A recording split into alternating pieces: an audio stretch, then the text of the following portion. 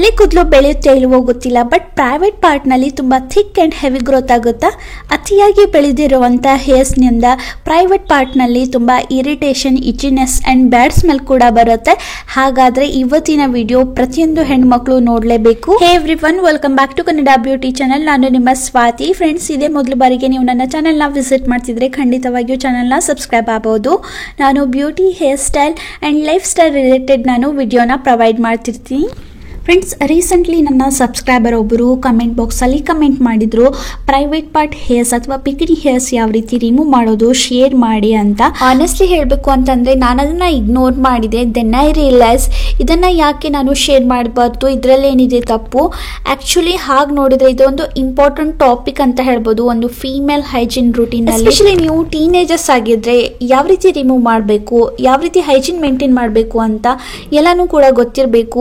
ಮನೆಯಲ್ಲಿ ಅಷ್ಟೊಂದು ಓಪನ್ ಆಗಿ ಶೇರ್ ಮಾಡಿರಂಗಿಲ್ಲ ಆ್ಯಂಡ್ ನಮಗೂ ಕೂಡ ಅಷ್ಟು ಓಪನ್ ಆಗಿ ಕೇಳಲು ಮುಜುಗರ ಆಗುತ್ತೆ. ಸೊ ಹಾಗಾಗಿ ಇವತ್ತಿನ ವಿಡಿಯೋದಲ್ಲಿ ನಾನು ಕಂಪ್ಲೀಟ್ ಗೈಡ್ ನಿಮ್ಮ ಜೊತೆ ಶೇರ್ ಮಾಡ್ತಾ ಇದ್ದೀನಿ, how to remove bikini hairs ಅಥವಾ private part hairs. Friends, firstly ಇದನ್ನು ನಾನು ಕ್ಲಿಯರ್ ಮಾಡ್ತೀನಿ. ಪ್ರೈವೇಟ್ ಪಾರ್ಟ್ನಲ್ಲಿ ಹೇರ್ಸ್ ಇರೋದು ತುಂಬಾ ಕಾಮನ್. ಅದನ್ನು ಮುಜುಗರ ಪಡುವಂಥ ಅಥವಾ ಅಸಹ್ಯ ಪಡುವಂಥ ವಿಷಯನಲ್ಲ. ಮೊದಲಿಗೆ ಪ್ರೈವೇಟ್ ಪಾರ್ಟ್ ಹೇರ್ಸ್ ಯಾಕೆ ರಿಮೂವ್ ಮಾಡಬೇಕು ಅಂತ ಶೇರ್ ಮಾಡ್ತಾ ಇದ್ದೀನಿ. ಹಾಗೆ ನೋಡಿದ್ರೆ ಪ್ರೈವೇಟ್ ಪಾರ್ಟ್ನಲ್ಲಿ ಹೇರ್ಸ್ ಇರೋದು ತುಂಬಾ ಒಳ್ಳೆಯದು. ಅದು ನಮ್ಮ ವೆಜೈನಾ ಏರಿಯಾನ ಪ್ರೊಟೆಕ್ಟ್ ಮಾಡೋದೆ, ಅಂದ್ರೆ ಯಾವುದೇ ಬ್ಯಾಕ್ಟೀರಿಯಾ ನಮ್ಮ ದೇಹದ ಒಳಗಡೆ ಹೋಗೋದನ್ನ ಅದು ತಡೆಯುತ್ತೆ. ಬಟ್ ಫ್ರೆಂಡ್ಸ್, ಎಲ್ಲರ ಬಾಡಿ ಟೈಪ್ ತುಂಬಾನೇ ಬೇರೆ ಆಗಿರುತ್ತೆ, ಡಿಫ್ರೆಂಟ್ ಆಗಿರುತ್ತೆ. ಸೊ ಹಾಗಾಗಿ ಎಲ್ಲರ ಹೇರ್ ಗ್ರೋತ್ ಕೂಡ ತುಂಬಾನೇ ಡಿಫ್ರೆಂಟ್ ಆಗಿರುತ್ತೆ. ಸೊ ತುಂಬ ಥಿಕ್ಕಾಗಿ ಆ್ಯಂಡ್ ಹೆವಿ ಗ್ರೋತ್ ಇರೋದ್ರಿಂದ ಅಲ್ಲಿ ಬ್ಯಾಕ್ಟೀರಿಯಾ ಬಿಲ್ಡಪ್ ಜಾಸ್ತಿ ಆಗಿರುತ್ತೆ. ಇದರಿಂದಾಗಿ itchiness, irritation and bacteria infection ಅಂತ ಪ್ರಾಬ್ಲಮ್ ನಮಗೆ ಸ್ಟಾರ್ಟ್ ಆಗುತ್ತೆ. ಸೊ ಹಾಗಾಗಿ ನಿಯಮಿತವಾಗಿ ಅವುಗಳನ್ನು ರಿಮೂವ್ ಮಾಡೋದು ತುಂಬಾ ಅವಶ್ಯಕತೆ ಇರುತ್ತೆ. ಇದರಿಂದ ಹೈಜೀನ್ ಮೇಂಟೈನ್ ಇರುತ್ತೆ. ಎರಡನೇದಾಗಿ ಯಾವೆಲ್ಲ ವಿಧಾನದಿಂದ ಪ್ರೈವೇಟ್ ಪಾರ್ಟ್ ಹೇರ್ಸನ್ನು ರಿಮೂವ್ ಮಾಡ್ಬೋದು ಆ್ಯಂಡ್ ಯಾವ ವಿಧಾನ ಬೆಸ್ಟ್ ಅಂತ ನೋಡೋಣ ಬನ್ನಿ. ಮೊದಲನೇದಾಗಿ ಹೇರ್ ರಿಮೂವಲ್ ಕ್ರೀಮ್. ಫ್ರೆಂಡ್ಸ್, ಮಾರ್ಕೆಟ್ನಲ್ಲಿ ಬಿಕಿನಿ ಹೇರ್ಸ್ ಅನ್ನ ರಿಮೂವ್ ಮಾಡಲು ಹೇರ್ ರಿಮೂವಲ್ ಕ್ರೀಮ್ ಸಿಗುತ್ತೆ. ನಾರ್ಮಲಿ ನಾವು ಬಾಡಿಗೆ ಯೂಸ್ ಮಾಡುವಂಥ ಕ್ರೀಮ್ ಅಲ್ಲ, ಇಲ್ಲಿ ನೋಟ್ ಮಾಡ್ಕೊಳ್ಳಿ, ಸ್ಪೆಷಲಿ ಫಾರ್ ಬಿಕಿನಿ ಹೇರ್ಸ್ ಅಂತ ಇರುತ್ತೆ, ಅದನ್ನ ಯೂಸ್ ಮಾಡಬೇಕು. ಬೇಸಿಕಲಿ ಇದರಲ್ಲಿ ಕೆಮಿಕಲ್ ಇರುತ್ತೆ, ಆ ಕೆಮಿಕಲ್ ನಿಂದ ಹೇರ್ಸ್ ರಿಮೂವ್ ಆಗುತ್ತೆ. ಇದನ್ನ ಈ ರೀತಿಯಾಗಿ ಅಪ್ಲೈ ಮಾಡಿಕೊಂಡು ಅವರು ಹೇಳಿರುವಂಥ ಟೈಮ್ ನಂತರ ಅದನ್ನ ರಿಮೂವ್ ಮಾಡ್ಕೊಳ್ಳೋದ್ರಿಂದ ಅದ್ರ ಜೊತೆಗೆ ಹೇರ್ಸ್ ಕೂಡ ಬರುತ್ತೆ. ಫ್ರೆಂಡ್ಸ್, ಈ ಮೆಥಡ್ ಅನ್ನ ನಾನು ರೆಕಮೆಂಡ್ ಮಾಡಲ್ಲ, ಬಿಕಾಸ್ ಇದರಲ್ಲಿ ಕೆಮಿಕಲ್ ಹಾಕಿರ್ತಾರೆ. ಅದು ಲಾಂಗ್ ಟರ್ಮ್ ನಲ್ಲಿ ನಮ್ಮ ಆ ಏರಿಯಾನ ತುಂಬಾ ಡಾರ್ಕ್ ಆಗಿ ಮಾಡುತ್ತೆ ಆ್ಯಂಡ್ ಸ್ಕಿನ್ ಡ್ಯಾಮೇಜು ಕೂಡ ಆಗುತ್ತೆ. ಸೊ ಹಾಗಾಗಿ ನಾನು ಇದನ್ನು ರೆಕಮೆಂಡ್ ಮಾಡಲ್ಲ. ಎರಡನೇದಾಗಿ ವ್ಯಾಕ್ಸಿಂಗ್. ಫ್ರೆಂಡ್ಸ್, ನಿಮಗೆಲ್ಲ ಗೊತ್ತಿರ್ಬೋದು, ವ್ಯಾಕ್ಸಿಂಗ್ ಒಂದು ಪೇನ್ಫುಲ್ ಮೆಥಡ್ ಅಂತ ಹೇಳ್ಬೋದು. ಬಾಡಿ ಆ್ಯಂಡ್ ಫೇಸ್ಗಿಂತ ಆ ಏರಿಯಾ ಸ್ಕಿನ್ ತುಂಬಾ ಸೆನ್ಸಿಟಿವ್ ಆಗಿರುತ್ತೆ.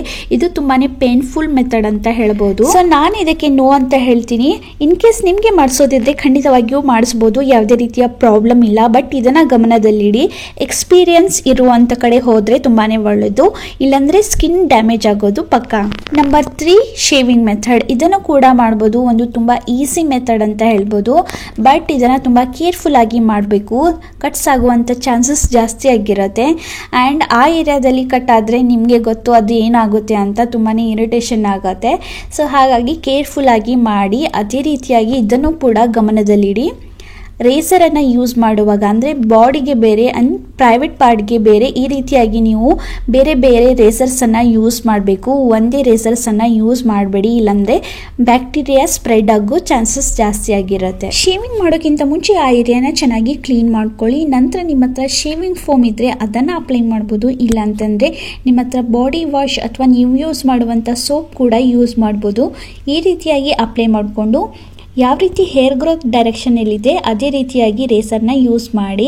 ಯೂಶ್ವಲಿ ನಾವು ಹೇರ್ ಗ್ರೋತ್ ಅಪೋಸಿಟ್ ಡೈರೆಕ್ಷನ್ನಲ್ಲಿ ಮಾಡ್ತೀವಿ, ಬಟ್ ಇಲ್ಲಿ ಮಾಡ್ಕೊಳ್ಳೋದ್ರಿಂದ ಕಟ್ಸ್ ಆಗೋ ಚಾನ್ಸಸ್ ಜಾಸ್ತಿ ಆಗಿರುತ್ತೆ. ಹಾಗಾಗಿ ಹೇರ್ ಗ್ರೋತ್ ಡೈರೆಕ್ಷನ್ನಲ್ಲಿ ಮಾಡಿದರೆ ಯಾವುದೇ ರೀತಿಯ ಪ್ರಾಬ್ಲಮ್ ಆಗಲ್ಲ. ಸೊ ಇವಾಗ ಲಾಸ್ಟ್ ಮೆಥಡ್, ಟ್ರಿಮ್ಮರನ್ನು ಯೂಸ್ ಮಾಡೋದು. ಸೊ ಫ್ರೆಂಡ್ಸ್, ನಾನು ಸಜೆಸ್ಟ್ ಮಾಡೋದು ಅಂತಂದರೆ ಟ್ರಿಮ್ಮರನ್ನು ಯೂಸ್ ಮಾಡೋದು. ಇದು ಒಂದು ಸೇಫೆಸ್ಟ್ ಆ್ಯಂಡ್ ಈಸಿ ಮೆಥಡ್ ಅಂತ ಹೇಳ್ಬೋದು. ಯಾವ ರೀತಿ ಮಾಡ್ಬೋದು ಅಂತ ನೋಡೋದಾದರೆ, ಮೊದಲಿಗೆ ಹೇರ್ ಲೆಂತನ್ನು ನೀವು ಚೆನ್ನಾಗಿ ಸೀಸರ್ ಮೂಲಕ ಕಟ್ ಮಾಡ್ಕೊಳ್ಳಿ. ಅದಾದ ನಂತರ ನೀವು ಟ್ರಿಮ್ಮರನ್ನು ಯೂಸ್ ಮಾಡ್ಬೋದು. ಸೊ ಈ ರೀತಿಯಾಗಿ ಯಾವುದೇ ಕಟ್ಸ್ ಅಥವಾ ಪೇನ್ ಆಗದೆ ತುಂಬ ಈಸಿಯಾಗಿ ನೀವು ಟ್ರಿಮ್ಮರ್ ಮೂಲಕ ಹೇರ್ಸನ್ನು ರಿಮೂವ್ ಮಾಡ್ಬೋದು. ರಿಮೂವ್ ಮಾಡ್ಕೊಂಡು ಆದ ನಂತರ ಆ ಏರಿಯಾನ ಚೆನ್ನಾಗಿ ಕ್ಲೀನ್ ಮಾಡ್ಕೊಳ್ಳಿ. ನಂತರ ಕೊಕೊನಟ್ ಆಯಿಲನ್ನು ಅಪ್ಲೈ ಮಾಡ್ಕೊಳ್ಳಿ. ಫ್ರೆಂಡ್ಸ್, ರಿಮೂವ್ ಮಾಡ್ಕೊಂಡು ಆದ ನಂತರ 1 and 2 hours ವರೆಗೆ ಯಾವುದೇ ರೀತಿಯ ಟೈಟ್ ಕ್ಲೋತ್ಸ್ ಅನ್ನ ನೀವು ವೇರ್ ಮಾಡಿಬಿಡಿ. ಸೊ ರಿಮೂವ್ ಮಾಡಿದ ತಕ್ಷಣವೇ ಟೈಟ್ ಕ್ಲೋತ್ಸ್ ಅನ್ನ ವೇರ್ ಮಾಡ್ಕೊಳ್ಳೋದ್ರಿಂದ ಸ್ಕಿನ್ ಇನ್ನೂ ಕೂಡ ಇರಿಟೇಟ್ ಆಗುತ್ತೆ. ಸೊ ಹಾಗಾಗಿ ಸ್ವಲ್ಪ ಗ್ಯಾಪ್ ಬಿಟ್ಟು ನೀವು ವೇರ್ ಮಾಡ್ಕೊಳ್ಳೋದ್ರಿಂದ ತುಂಬಾನೇ ಒಳ್ಳೆಯದು. ಸೊ ಫ್ರೆಂಡ್ಸ್, ಈ ಎಲ್ಲ ರೀತಿಯಲ್ಲಿ ನೀವು ನಿಮ್ಮ ಬಿಕಿನಿ ಹೇರ್ಸ್ ಅಥವಾ ಪ್ರೈವೇಟ್ ಪಾರ್ಟ್ ಹೇರ್ಸ್ ಅನ್ನ ರಿಮೂವ್ ಮಾಡ್ಬೋದು. ಇದರಲ್ಲಿ ಯಾವ ಮೆಥಡ್ ಯೂಸ್ ಮಾಡಬೇಕು ಅನ್ನೋದು ಅದು ನಿಮ್ಮ ಪರ್ಸನಲ್ ಚಾಯ್ಸ್. ನನಗೆ ಯಾವುದು ಬೆಸ್ಟ್ ಅನ್ನಿಸ್ತೋ ಅದನ್ನು ನಾನು ನಿಮ್ಮ ಜೊತೆ ಶೇರ್ ಮಾಡಿದ್ದೀನಿ. ಐ ಹೋಪ್ ಇವತ್ತಿನ ಈ ಮಾಹಿತಿ ನಿಮಗೆ ಇಷ್ಟ ಆಗಿದೆ ಅಂದ್ಕೊಂಡಿದ್ದೀನಿ. ಯಾವುದೇ ರೀತಿಯ ಡೌಟ್ಸ್ ಇದ್ದರೆ ನೀವು ಕಮೆಂಟ್ ಮೂಲಕ ನನಗೆ ಕೇಳ್ಬೋದು. ಇನ್ಸ್ಟಾಗ್ರಾಮ್ದಲ್ಲಿ DM ಕೂಡ ಮಾಡ್ಬೋದು.